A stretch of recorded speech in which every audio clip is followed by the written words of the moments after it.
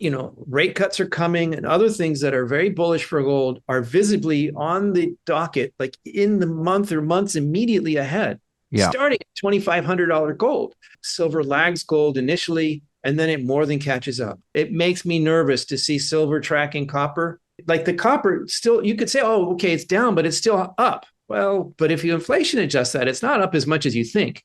And then and that's using CPI. If you look at the actual world of mining, and what it costs to get miners out there these days and the cost of equipment, tires and things like that, the inflation is nothing like, never mind the 2 or 3% now. It was nothing. It was not like the 9% we had back then. You were seeing cost increases of like 50 to 100% in equipment and sustaining capital costs in mining projects. Gold is expected to benefit from upcoming rate cuts and other favorable factors, with predictions that it could reach $2,500. In a bullish market, gold tends to lead, while silver initially lags behind but eventually catches up. Copper, while still up overall, doesn't appear as strong when adjusted for inflation, especially when considering real-world mining costs. Inflation in mining, affected by rising equipment and operational costs, has far exceeded official CPI numbers, with some costs increasing by 50 to 100%. This high inflation impacts the profitability and outlook of mining projects for metals like gold, silver, and copper. Lobo Tiggre is a well-known figure in the investment and financial sectors, particularly in the realm of precious metals and mining. Inflation is fundamentally driven by changes in the money supply, which has recently been decreasing, a deflationary force that doesn't immediately result in deflation due to long and variable lags. It takes time for changes in money supply to impact prices, as the effects ripple through the economy. However, other inflationary pressures remain, like increased government spending, looser monetary policy by the Fed, and rising energy costs due to green initiatives. Even with declining money supply, these factors are inflationary, and with limited political appetite for austerity, increased money printing seems likely, further fueling inflation.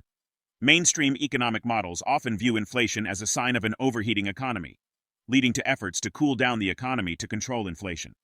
However, this approach is flawed, as these models struggle to account for stagflation, when high inflation and stagnant growth occur simultaneously, as seen recently in some countries. This disconnect shows that traditional models often miss or misinterpret economic conditions. Long-term projections based on these flawed models are unreliable, especially when they overlook the potential for economic growth to resolve some issues. A better approach would involve reducing government spending and allowing the private sector to drive economic growth. As we present clips from the video, please take a little time to like this video, subscribe to the channel, and turn on the notifications bell to be instantly notified every time we upload a video. Thanks for the support, and enjoy the video. Inflation is always an everywhere monetary phenomenon, and the money supply is decreasing. You have to recognize that. You have to say that that is a deflationary factor. Doesn't mean necessarily we'll have deflation, but it is a push in that direction. As the various vectors of force here, that is a downward push. So it is very significant to me that's turned around. Long and variable lags. Inflation doesn't turn the moment the money supply does. If you think about the logic of how that works, you create money, you pay somebody, some government contractor, they go out and buy bread and buy gas, it moves in waves out through the economy. It takes a while for the increases in money supply to show up in prices. So long and variable lags, I'm not going to say when that one's going to start showing up, but it's been going on for, I think, more than a year now. And, the trouble is nothing else is always equal. Like if we could somehow freeze everything else and just measure, okay, when does that kick in, that increase in the money supply? It'd be interesting. But at the same time, we have, an election going on in the US, which as H.L. Mencken famously defined is an advanced auction on stolen goods. Both sides are promising everything they can, the kitchen sink, the two chickens in the pot, all that stuff is on the table right now. Austerity seems to have been deleted from the political vocabulary around the world almost. So you've got that going on. You've got the Fed thinking that it controls the economy and pivoting to looser monetary stance. That's inflationary. You've got, the the green agenda and all the spending for that, that's inflationary. Oh, by the way, it's not just the spending for that, it's also making energy more expensive. That's inflationary. But ultimately, it all comes back to the money supply. This all has to be paid for in one way or the other. And, what the debate now is who's going to be least bad on the tax front, right? There's nobody who's a tax hawk out there. So how's that going to be paid for? It's not going to be with much higher taxes. It's going to be money printing. That's inflation. Stagflation can't even happen. Like inflation is not about money printing, has nothing to do with the money supply. It's about confidence, and it's about it's a sign of the strength of the economy. So this is why we want to tamp down the economy to try to control inflation, because they believe that inflation is a symptom of an overheating economy. So that I think that model is simply wrong. Like the fact that these models can't encompass the concept of stagflation, which can happen and has recently happened again in some countries. We've seen something that if not repeating exactly, it rhymes a lot with stagflation that we've seen before. So we know these models are wrong. And it's no surprise when they're constantly surprised by things like, inflation going up to 9%. The mainstream didn't see that coming because money supply had nothing to do with it. And so they're projecting out over a decade. If they said, okay, in the first year, these policies will spend this much and the difference on inflation will be this much, that would be more credible. You could look at which one has the most immediate spend and what the impact of that might be. But over 10 years, it really depends on the model. And if the model is flawed, then the result isn't going to be right. Now, I don't want to go out and defend Trump's spending versus Harris's spending. I'd rather see less government spending all around. I'd rather see the private sector take care of the country's needs. But it is, in the same way, the mainstream is wrong to have this blind spot for stagflation. They're wrong to dismiss the possibility that you can grow your way out of some problems. Fiscal dominance indicates that persistent inflation remains a threat. With inflation still above target and heavy government spending likely, the Fed should keep rates high for longer to restore economic balance, even if it leads to a recession. Lobo Tiggre in Crosstalk with David Lynn highlights earlier this year, silver started behaving more like gold, acting as a monetary asset rather than correlating with copper. However, recently, it has returned to moving with copper, which may weigh on silver if copper declines due to recession fears. Silver typically lags behind gold in a bull market before catching up, so there's no immediate rush to invest. Given the current trends, it's likely that silver may go lower before rising, especially as gold continues to set new highs. To tackle inflation, governments should curb spending, halt money creation, and focus on sound fiscal and monetary policies. Like households and businesses, governments should live within their means, produce more than they consume, and invest in the future.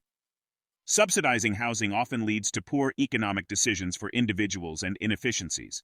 Similarly, energy policies should prioritize expanding domestic production to support economic stability rather than intervening with costly subsidies. Let's get back to the interview. The reality is that fiscal dominance argues for more intractable inflation ahead. I mean, it really is premature to declare a victory on the inflation fight. Remember, close enough to 2%. Well, when it was less than 2%, it was an emergency. We had to do more because we were, 0.5% below our ideal target. Now we're, depending on your measure, you're roughly 1% or 50% above the target, and this is an emergency. We need to cut. Right? So it's all nonsense. They should get out of the business. If they're in the business, probably they should raise, given mainstream economics. Given reality, actually, I think they should be tighter, higher for longer, because I do think that fiscal dominance that I'm referencing will come back into the play. I don't think inflation is beaten. Both candidates are promising to spend money like, well, I think it would be a disrespect to drunken sailors to make that comparison. But these outlook is highly inflationary still. So I think the Fed should put the economy into recession from a more realistic perspective. They should hold higher for longer. And yes, that will cause pain. And maybe will cost somebody the White House. But that's what they should do if they're trying to bring the economy back into balance. But they're not going to do that, is what you're But they're saying. not going to do it. No. Whereas last year, silver had been correlating more with copper than with gold. This year, really starting last fall, when the second war or larger scale war erupted in the world stage, we saw silver acting much more like gold or as a monetary asset or alternative to the dollar should. But in the last couple of months, it started looking more like copper again. And so that doesn't turn me bearish, but it makes me think, well, in the first place, even a silver bull will tell you that in a bull market, silver lags gold initially, and then it more than catches up. So on that basis alone, there's no rush to just pile into silver right now. And then on top of that, you have this higher correlation with copper. And if copper's headed lower into the recession, it's hard to see that not being a downdraft on silver. That doesn't mean it's the end of the story for silver. Silver's done or whatever. It just means that if I'm looking to deploy cash into speculative investments, and the odds are, if not high, that silver will go lower before going higher, they're at least not high that silver will just take off right away. I mean, look at this. We've got new all-time highs, at least nominally, in gold repeatedly since 2020. And this year we've had nominal high after nominal high. We're still holding near those. And if you're serious about inflation, stop government spending, stop pumping new money into the economy, stop lending new money into existence by monetary policy. Don't fiddle with housing or oil or any of the details. Focus on fiscal and monetary policy, live within your means, produce more than you spend, create wealth and savings for investing in the future. That's the way any sensible household manages their affairs. That's the way any sensible business manages their affairs. I think governments are not exempt from economic reality. And if you do this, if you spend money to subsidize housing, yeah, you'll get more houses. But, government housing projects, why are those not happy words in most people's minds? And if you incent people who really don't have the means to get into housing, you're incenting them to make an economic mistake for their family. As any homeowner knows, buying the house is the least of your problems. As soon as you buy the house, you've got this albatross around your neck, and pipes break, and the neighbors sue you, and the city wants to do this, that, the other, right? There's all these problems, maintenance, and it's not just the mortgage, it's everything else that comes with it. If you need help to get into a house, you probably shouldn't do it. Okay, let's talk about the oil side, drill baby, oil drill, side. We've got cheaper oil now, and the economy is slowing.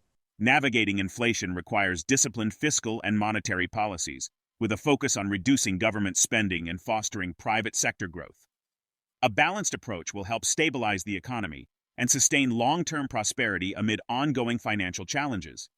What factors are influencing the performance of gold, silver, and copper in the current market? Share your thoughts in the comment section below. Also, ensure you like this video, subscribe to the channel, and turn on post notifications for more videos like this. Until next time.